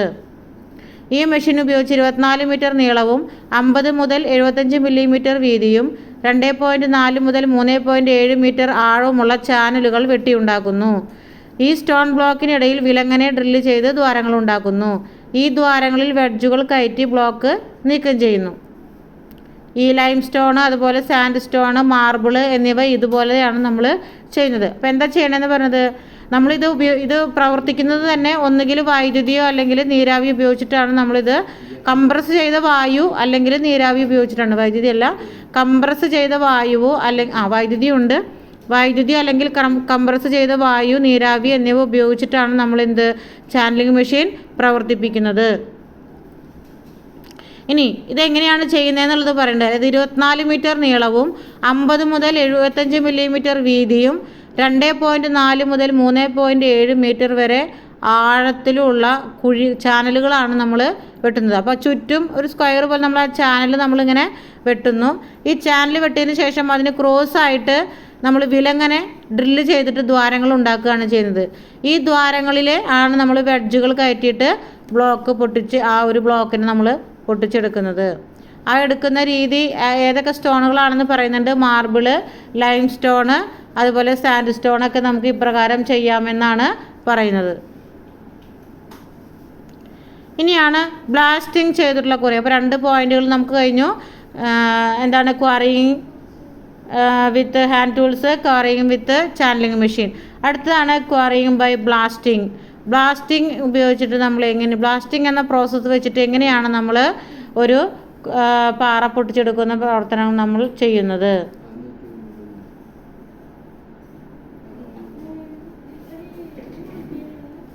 അതിലവർ ആദ്യമേ തന്നെ പറയുന്നുണ്ട്, അതായത് എക്സ്പ്ലോസീവ്സ് യൂസ് ചെയ്തിട്ടാണ് നമ്മൾ പാറയെ പൊട്ടിച്ചെടുക്കുന്ന രീതിയാണ് നമ്മൾ ബ്ലാസ്റ്റിംഗ് എന്ന് പറയുന്നത്. എക്സ്പ്ലോസീവ്സ് യൂസ് ചെയ്ത് നമ്മൾ പാറയെ പൊട്ടിച്ചെടുക്കുന്ന രീതിക്കാണ് നമ്മൾ ബ്ലാസ്റ്റിംഗ് എന്ന് പറയുന്നത്. വിള്ളലുകളില്ലാത്ത ഉറപ്പോടു കൂടിയ പാറകളാണ് നമ്മൾ ഇത്തരത്തിലുള്ള ഈ ഒരു രീതിയിൽ പാറ പൊട്ടിച്ചെടുക്കുന്നത്. അധികം വിള്ളലുകളില്ല, ഉറപ്പ് കുറവാണെന്ന് തോന്നുന്ന പാറകളാണ് നമ്മൾ ഈ രീതിയിൽ പാറ പൊട്ടിച്ച് എടുക്കുന്നത്. ഇത് എവിടേക്കാണ് ഉപയോഗിക്കുന്നതെന്ന് പറയുന്നുണ്ട്. ചെറിയ കല്ലുകൾക്കും അതുപോലെ ആവശ്യങ്ങൾക്ക് കോൺക്രീറ്റിനും റോഡ് പണിക്കുമൊക്കെ നമ്മൾ ഇതെന്ത് ഉപയോഗിക്കുന്നുണ്ട്, ഈ ബ്ലാസ്റ്റിംഗ് ചെയ്തിട്ടുള്ള കല്ലുകൾ നമ്മൾ ഉപയോഗിക്കുന്നുണ്ട്. ഇനി ഈ ബ്ലാസ്റ്റിംഗ് ചെയ്യാനുള്ള ഉപകരണങ്ങളെ കുറിച്ചിട്ടാണ് നമ്മളോട് നെക്സ്റ്റ് പറയണത്. ഇപ്പോൾ ബ്ലാസ്റ്റിംഗ് എന്ന് പറഞ്ഞു കഴിഞ്ഞാൽ എക്സ്പ്ലോസീവ്സ് ഉപയോഗിച്ചിട്ട് നമ്മൾ എന്ത് ചെയ്യണം, പാറയെ പൊട്ടിച്ചെടുക്കുന്ന രീതിക്കാണ് നമ്മൾ എന്ത് പറയുന്നത്, ബ്ലാസ്റ്റിംഗ് എന്ന് പറയുന്നത്. അപ്പോൾ ഈ ബ്ലാസ്റ്റിങ്ങിന് ഉപയോഗിക്കുന്ന കുറച്ച് ഉപകരണങ്ങളുണ്ട്. അത് നമുക്ക് പറയാം എന്താണെന്ന്. അതിലൊന്നാമത്തെയാണ് ഡിപ്പർ.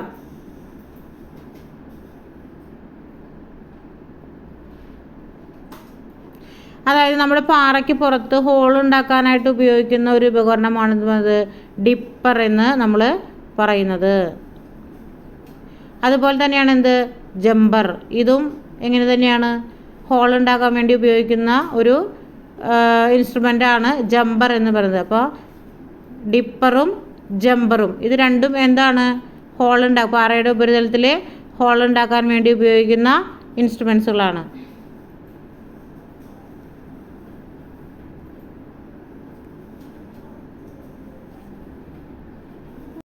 ബ്ലാസ്റ്റിങ്ങിന് ഉപയോഗിക്കുന്ന മെറ്റീരിയൽസിനെ കുറിച്ചാണ്, അതായത് അതിന് ഉപയോഗിക്കുന്ന ഇൻസ്ട്രുമെൻസിനെ കുറിച്ചിട്ടാണ് നമ്മൾ പറഞ്ഞത്. അതിൽ നമ്മൾ ആദ്യം പറഞ്ഞത് ഡിപ്പർ, ജമ്പറിനെ കുറിച്ചിട്ടാണ് പറഞ്ഞത്. അപ്പോൾ ഡിപ്പറും ജമ്പറും നമ്മൾ പറഞ്ഞു നമ്മുടെ പാറയുടെ പുറത്ത് ഹോൾ ഉണ്ടാക്കാൻ വേണ്ടി ഉപയോഗിക്കുന്ന ഇൻസ്ട്രുമെൻ്റാണ് ഡിപ്പറും ജമ്പറും. അത് തമ്മിലുള്ള വ്യത്യാസം എന്താണെന്ന് വെച്ചാൽ, ഡിപ്പർ എന്ന് പറഞ്ഞു കഴിഞ്ഞാൽ നമ്മൾ വെർട്ടിക്കലുള്ള ഹോൾ ഉണ്ടാക്കാനും, ജമ്പർ എന്ന് പറഞ്ഞു കഴിഞ്ഞാൽ നമ്മൾ എന്താ പറയുക, വിലങ്ങനെയുള്ളത് ഇൻക്ലൈൻഡ് ആയിട്ടുള്ള ഹോൾ ഉണ്ടാക്കാൻ വേണ്ടിയിട്ടാണ് നമ്മൾ ഈ ഡിപ്പറും ജമ്പറും. രണ്ടും പർപ്പസ് ഒന്ന് തന്നെയാണ്, ഹോൾ ഉണ്ടാക്കുക എന്നുള്ളത് തന്നെയാണ്. പക്ഷെ അതിൻ്റെ ഇത് ഒന്ന് വെർട്ടിക്കലും ഒന്ന് വിലങ്ങനെയുള്ളതാണെന്ന് മാത്രം. അതാണ് അതിൻ്റെ വ്യത്യാസം, ഡിപ്പറും ജമ്പറും തമ്മിലുള്ള വ്യത്യാസം. നെക്സ്റ്റ് പറയുന്നതാണ് പ്രൈമിങ് നീഡിൽ എന്നാണ് പറയുന്നത്. അതൊരു നീഡിലാണ്. ഇത് നമ്മൾ ഈ ഹോളിൻ്റെ അകത്ത് വെച്ചിട്ടാണ് നമ്മൾ അതിൻ്റെ അകത്ത് എക്സ്പ്ലോസീവ്സ് നിറയ്ക്കുന്നത്. എന്നിട്ട് നമ്മൾ ആ നീഡിൽ എടുക്കുന്ന സമയത്ത് അവിടെ ഒരു ഹോൾ ഉണ്ടായിരിക്കും. ആ ഹോളിലൂടെയാണ് നമ്മൾ ഇതിൻ്റെ വയർ നമ്മളതിലേക്ക് ആ തിരി എന്ന് പറയില്ല അത് നമ്മളതിലേക്ക് കണക്ട് ചെയ്യുന്നത് ഈ ഹോളിലൂടെയാണ്. അപ്പോൾ അതിന് വേണ്ടി ഉപയോഗിക്കുന്നതാണ് ഈ പ്രൈമിങ് നീഡിൽ എന്ന് പറയുന്നത്. പിന്നെ പറയുന്നതാണ് സ്ക്രാപ്പിംഗ് സ്പൂൺ എന്ന് പറയുന്നുണ്ട്. അതായത് നമ്മൾ ഈ കുഴി കുഴിക്കുന്ന സമയത്ത് ഇതിൻ്റെ അകത്ത് ഈ കുഴിയുടെക്കകത്ത് നമ്മൾ വെള്ളം ഒഴിച്ചിട്ടാണ് നമ്മൾ ഈ കുഴി കുഴിക്കുന്നത്. അപ്പോൾ അതിൻ്റെ അകത്ത് ഈ പൊടിയും ഈ വെള്ളമൊക്കെ ചേർന്നിട്ട് അതിങ്ങനെ ഒരു പേസ്റ്റ് പോലെ കിടക്കുന്നുണ്ടാവും. അപ്പോൾ നമ്മളത് ഈ സ്ക്രാപ്പിംഗ് സ്പൂൺ ഉപയോഗിച്ചിട്ട് നമ്മളത് എടുത്ത് റിമൂവ് ചെയ്ത് കളയണം. അതിനുശേഷം നമ്മൾ ഡ്രൈ ആയിട്ടുള്ളൊരു തുണി എടുത്തിട്ട് അതിൻ്റെ ആ ഹോളിൻ്റെ അകത്ത് വൃത്തിയായിട്ട് അതിൻ്റെ ഫുള്ള് അതിൻ്റെ അകത്തുള്ള വെള്ളം മൊത്തം നമ്മൾ തുടച്ച് കളഞ്ഞ് അത് ഫുൾ ക്ലീൻ ആക്കി ഡ്രൈ ആക്കിയതിന് ശേഷം നമ്മൾ അതിൻ്റെയൊക്കെ എക്സ്പ്ലോസീവ്സ് നിറയ്ക്കുന്നത്. അപ്പോൾ സ്ക്രാപ്പിംഗ് സ്പൂൺ എന്ന് പറഞ്ഞാൽ അതിൻ്റെ അകത്ത് വരുന്ന അവശിഷ്ടങ്ങൾ എടുത്ത് കളയാനായിട്ട് ഉപയോഗിക്കുന്ന ഒരു ഇൻസ്ട്രുമെൻറ്റ്, അത്രയേ ഉള്ളൂ. പിന്നെ പറഞ്ഞാൽ ടാമ്പിംഗ് ബാർ എന്ന് പറയുന്നുണ്ട്. ഇപ്പോൾ ടാമ്പിംഗ് ബാർ എന്ന് പറഞ്ഞു കഴിഞ്ഞാൽ നമ്മൾ അതിനകത്തേക്ക് ഈ എക്സ്പ്ലോസീവ്സ് നിറച്ച് കഴിഞ്ഞാൽ നമ്മൾ അതിന് ഇടിച്ച് ഉറപ്പിക്കുന്ന ഒരു പരിപാടിയുണ്ട്. അതിന് വേണ്ടിയിട്ടാണ് നമ്മൾ ഉപയോഗിക്കുന്നത് ടാമ്പിംഗ് ബാർ നമ്മൾ ഉപയോഗിക്കുന്നത്. അപ്പോൾ ഡിപ്പർ, ജമ്പർ, അതുപോലെ നീഡിൽ, പ്രൈമിംഗ് നീഡിൽ, അതുപോലെ സ്ക്രാപ്പിംഗ് സ്പൂണ്, അതുപോലെ തന്നെ ടാമ്പിംഗ് ബാർ, ഇത്രയും ഇൻസ്ട്രുമെൻറ്റുകളാണ് നമ്മൾ എന്തിനു ഉപയോഗിക്കുന്നത്, ഇത് ആവശ്യം വരുന്നത് നമുക്ക് ഈ ഹോൾ ഉണ്ടാക്കാനൊക്കെ ആയിട്ട് നമുക്ക്, അതായത് എക്സ്പ്ലോസീവ്സ് നിറയ്ക്കാനും ഇതിനൊക്കെ ആയിട്ട് നമുക്ക് ആവശ്യം വരുന്ന ഇൻസ്ട്രുമെൻറ്റുകൾ. ഇപ്പം നമ്മളോട് പറയുന്നുണ്ട് ബ്ലാസ്റ്റിങ്ങിനായിട്ട് ഉപയോഗിക്കുന്ന വസ്തുക്കൾ. ഒന്ന് ഡിറ്റോനേറ്ററാണ്, ഡിറ്റോനേറ്ററും അതുപോലെ തന്നെ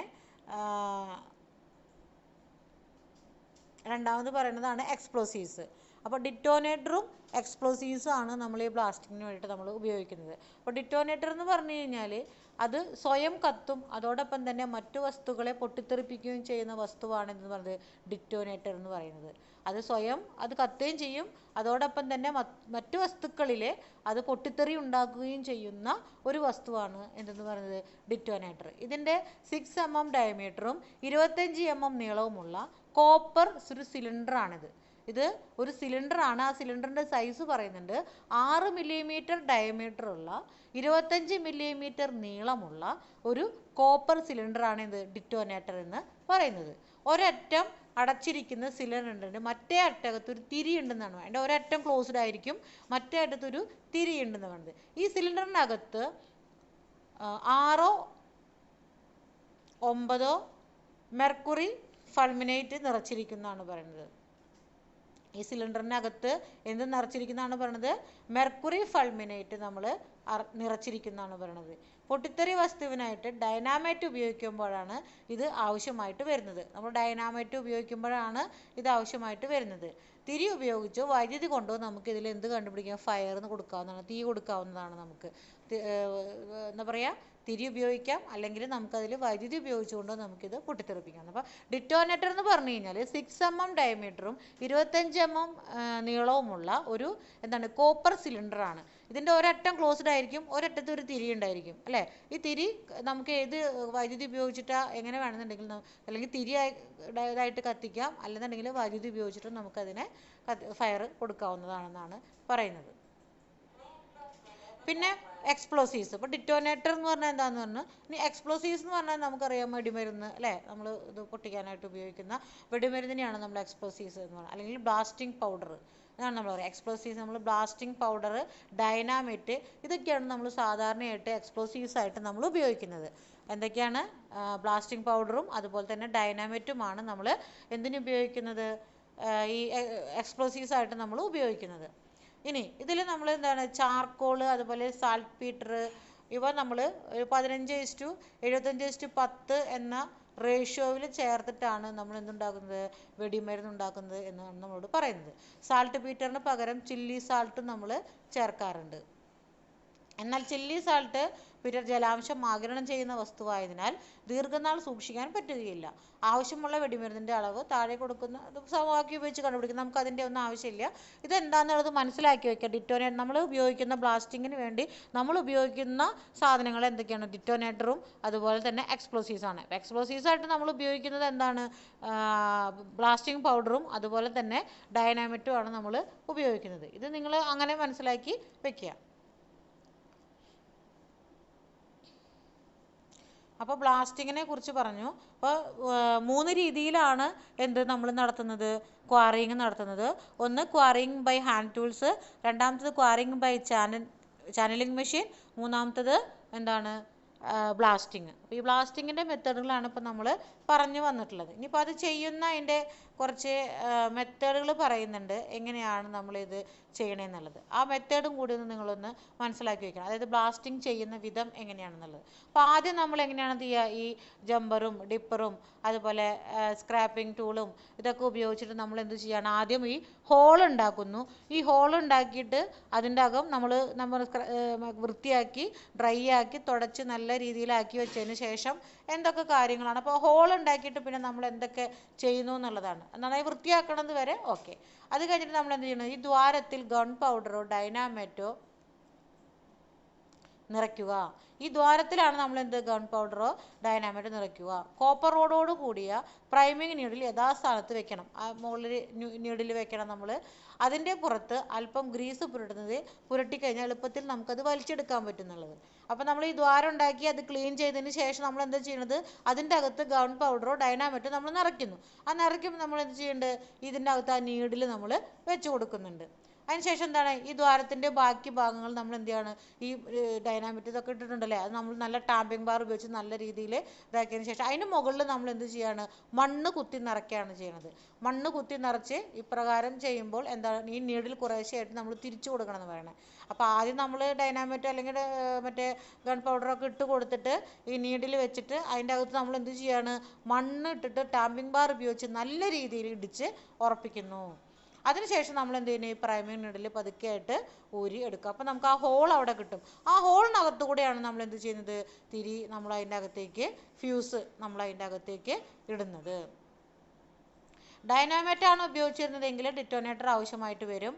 അപ്പോൾ തിരിയുടെ അറ്റം നന്നായി മുറിച്ച ഭാഗം ഡിറ്റോനേറ്ററിൽ തള്ളി കയറ്റിയിട്ടാണ് നമ്മൾ എന്ത് ചെയ്യുന്നത്, ട്യൂബ് വരെ ഇത് എത്തിക്കുന്നത്. അപ്പോൾ ഈ രീതിയിലാണ് നമ്മൾ ബ്ലാസ്റ്റിംഗ് നടത്തുന്നത് എന്നുള്ളതാണ്. അങ്ങനെ നിങ്ങൾ മനസ്സിലാക്കി വെച്ചാൽ മതി.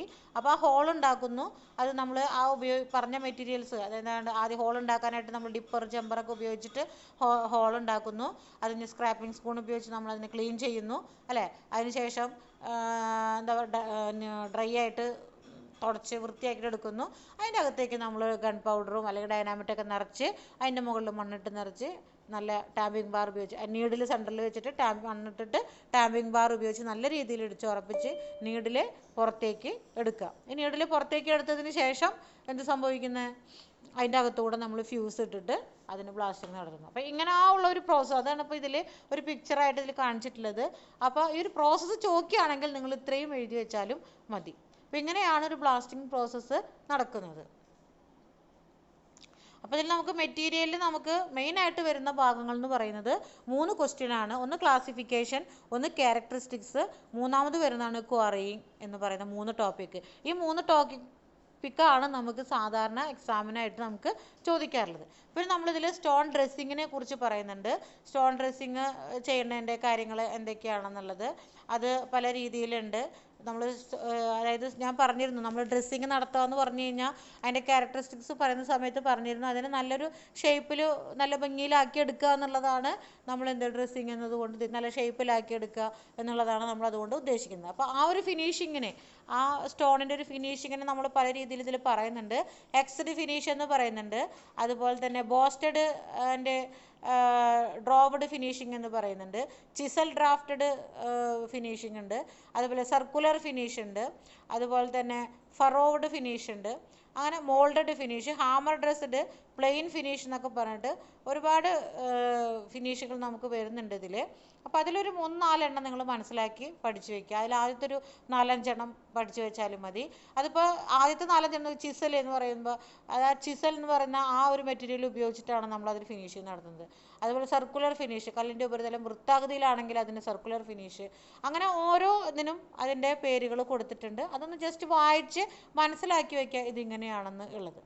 അപ്പോൾ ഇത്രയാണ് നമ്മുടെ സ്റ്റോണിൻ്റെ ചാപ്റ്റർ നമുക്ക് പഠിക്കാനായിട്ട് വരുന്നത്. പിന്നെ ലാസ്റ്റ് പേജിൽ നമ്മൾ കുറച്ച് ഇതിൻ്റെ എന്താ പറയുക, ഇഗ്നിയസ് റോക്കിൻ്റെ ഈ ക്ലാസിഫിക്കേഷനും അതിൻ്റെ കല്ലുകളൊക്കെ, ഓരോ റോക്കും ഏതൊക്കെ കല്ലുകൾ ഏതൊക്കെ ക്ലാസിഫിക്കേഷനിൽ വരുന്നതാണെന്നുള്ളതിൻ്റെ ഒരു ഡീറ്റെയിൽസ് കൊടുത്തിട്ടുണ്ട്. അപ്പോൾ അതൊന്ന് നിങ്ങൾ നോക്കണം. കാരണം എന്താണെന്ന് വെച്ച് കഴിഞ്ഞാൽ ചിലപ്പോൾ ഇത് വൺ വേർഡ് ആയിട്ട് ചോദിക്കാറുണ്ട്, ഇന്ന കല്ല് ഏത് ക്ലാസിഫിക്കേഷൻസിൽ പെട്ടതാണ് എന്നൊക്കെ ചോദിക്കാറുണ്ട്. അപ്പോൾ നമുക്കത് വൺ വേർഡിൽ നമുക്ക് പറയാൻ വേണ്ടിയിട്ട് നമ്മളിത് എഴുതാൻ വേണ്ടി നമ്മളിതൊന്ന് ജസ്റ്റ് വായിച്ച് മനസ്സിലാക്കി വെക്കുക, ഇത് ഇന്നതാണ് സംഭവം എന്നൊക്കെ. ഇപ്പോൾ ഗ്രാനൈറ്റ് ഇഗ്നിയസ് റോക്കാണ്, അതുപോലെ കാൻകർ സെഡിമെൻ്ററി റോക്കാണ്, ലാറ്ററൈറ്റ് മെറ്റാമോർഫിക് റോക്കാണ്, ഇങ്ങനെ ലൈമ് സെഡിമെൻ്ററി ആണ്, മാർബിള് മെറ്റാമോർഫിക് ആണ്. അപ്പോൾ ഇങ്ങനെ നിങ്ങൾ ആ സ്റ്റോണുകൾ ഏത് ക്ലാസിഫിക്കേഷൻസിൽ വരുന്നു എന്നുള്ളതൊന്ന് ജസ്റ്റ് മനസ്സിലാക്കി വെക്കുക. അപ്പോൾ ഇത്രയും കാര്യങ്ങളാണ് നമുക്ക് സ്റ്റോണിൻ്റെ ചാപ്റ്റർ നമുക്ക് പഠിക്കാനുള്ളത്. ഇമ്പോർട്ടൻ്റ് ആയിട്ട് പറയുന്ന 3 ക്വസ്റ്റ്യൻസുകളാണ്. എന്തൊക്കെയാണ് പറഞ്ഞത്? ക്ലാസിഫിക്കേഷൻ, അതുപോലെ തന്നെ ക്യാരക്ടറിസ്റ്റിക്സ്, മൂന്നാമത് പറയുന്നതാണ് അതിൻ്റെ ക്വാറിയിങ്. പിന്നെ കല്ലിൻ്റെ ഉപയോഗങ്ങളൊക്കെ ഉണ്ട്, എന്തിനൊക്കെയാണ് കല്ല് ഉപയോഗിക്കുക എന്നുള്ളതൊക്കെ നമുക്കറിയാവുന്നതാണ്. കല്ല് ഇപ്പോൾ ഫൗണ്ടേഷനോ ബേസ്മെൻറ്റോ മാത്രം വേണ്ടിയിട്ടല്ലല്ലോ നമ്മൾ ഉപയോഗിക്കുന്നത്, പാത്രങ്ങൾ ഉണ്ടാക്കുന്നു, അതുപോലെ തന്നെ മറ്റേ നമ്മളെ സ്ട്രക്ചറുകൾ ഉണ്ടാക്കാനൊക്കെ ആയിട്ട് അല്ലേ, നമ്മൾ ശില്പങ്ങൾ ഉണ്ടാക്കാനും അങ്ങനെയുള്ള സംഭവങ്ങൾ. കല്ല് എന്ന് പറയുന്നത് ഇപ്പോൾ നമ്മളൊരു കൺസ്ട്രക്ഷൻ വർക്കുകൾക്ക് വേണ്ടി മാത്രം ഉപയോഗിക്കുന്നതല്ല, പലതരത്തിലുള്ള ഉപയോഗങ്ങളുണ്ട്. അപ്പോൾ നമുക്ക് അറിവിൽ വരുന്നതായിട്ടുള്ള കാര്യങ്ങളൊക്കെ നിങ്ങൾ എഴുതി വയ്ക്കുക. ഓക്കെ, അപ്പോൾ സ്റ്റോണിൻ്റെ ചാപ്റ്റർ നമുക്കിവിടെ കംപ്ലീറ്റഡ് ആണ്. നെക്സ്റ്റ് ചാപ്റ്ററാണ് ക്ലേ പ്രൊഡക്റ്റ്, അത് നെക്സ്റ്റ് ക്ലാസ്സിൽ എടുക്കാം.